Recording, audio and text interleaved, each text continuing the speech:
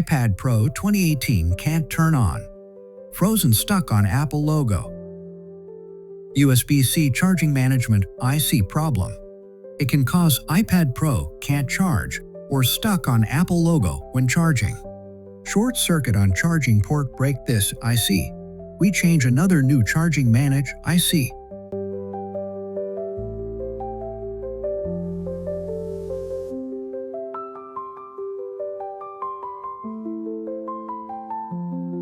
Since charging port is short circuit, we change another new charging port.